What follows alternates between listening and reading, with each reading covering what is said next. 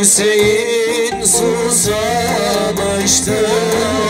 bir yudum su aramıştı.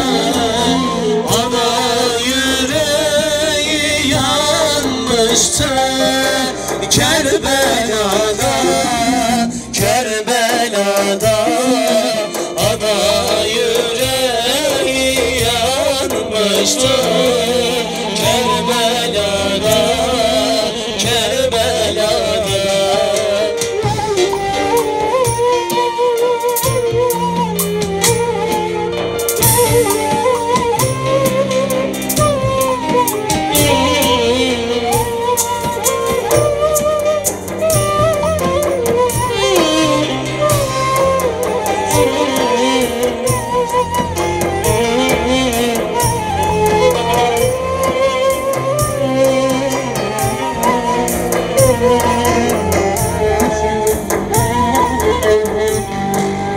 İmam Ali babaları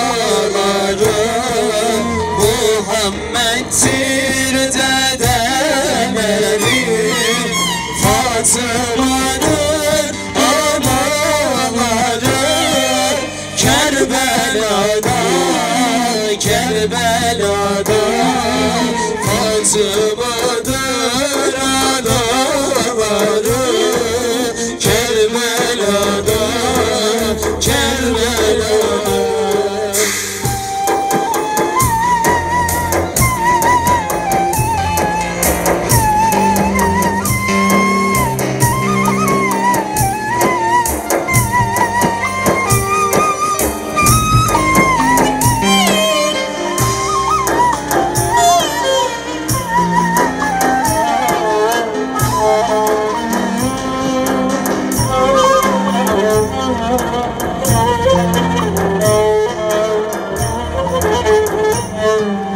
İmam Hüseyin şehit oldu, gül bahçemde güller soldu.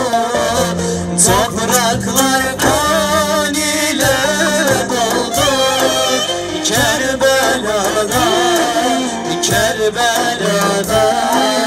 Topraklar kan ile doldu Kerbela'da, Kerbela'da. Kerbela olayı dillere destan. Ah Hüseyin'im ah, ah Hüseyin'im ah.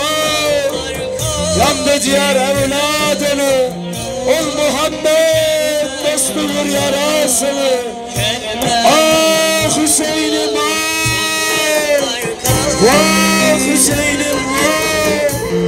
Yandı ciğer kebap oldu, ol Resulün Hazreti Habibinin gülleri soldu. Nebi Muhammed Mustafa'nın gözleri doldu. Zannediliyor mu ki şehitler ölüyor? Zannediliyor mu ki sahabe ölmüş? Ey anneler, ey babalar, önünde bir evlatlarınıza bakın. Düşünün, onları susuz yapabiliyor musunuz? Onları yemeksiz bırakıyor musunuz? Yaktılar ciğerini Hasan'ın, yaktılar ciğerini Hüseyin'in. Hazreti Muhammed'i ağlattılar. Zalimlerin zulmü hüküm sürmez, adalet her geç tecelli edecektir. Kerbela'da, Kerbela'da. Topraklar kan ile doldu Kerbela'da, Kerbela'da.